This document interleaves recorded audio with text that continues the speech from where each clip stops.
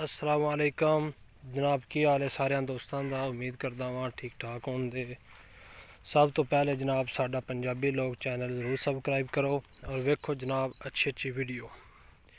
जनाब आज जी शायद हम विखाण लगे हाँ वो जनाब सुपर कायनात मुंजी है। इन तुसी दवाई कदों पानी चाहिए।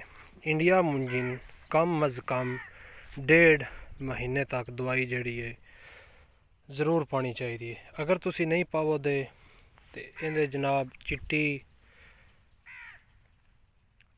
भमीरी होंदी है वो जनाब बह जाती है, वो पत्ते लपेट की शक्ल बनती है, वो पत्ता लपेट उन पाउंदा है।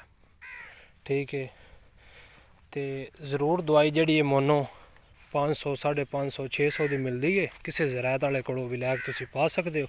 अगर तुसी इस तो अच्छी दवाई पाना चाहो वो न्यास वेरा की वर्टाको दवाई है, वो तुसी इस्तेमाल कर सकते हो।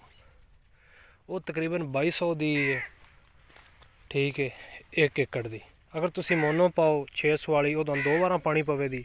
एक बार हुण 1.5 महीने तक, फिर तुसी कम अज़ कम 15 दिन खलो के फिर तुसी पा दो। फिर तुहाडी दवाई कोई मुंजी तुहाडी कोई हमला अल्लाह के हुक्म नाल फजलो करम नाल नहीं होवेगा। तो इस स्टेज पर जाके एक बार मुंजी जरूर सुकाना भी चाहिए सुपर कायनात नूं। ठीक है, उनका यह फायदा होगा तुहाडी खुश्क रहेगी ज़मीन, पानी जज़ब करेगी। ठीक है, तो सारे भाइयों अगे रिक्वेस्ट है कि अच्छी दवाई का इस्तेमाल जोड़ा ना वो किया करो। सान दिओ इजाज़त जनाब। अस्सलाम वालेकुम।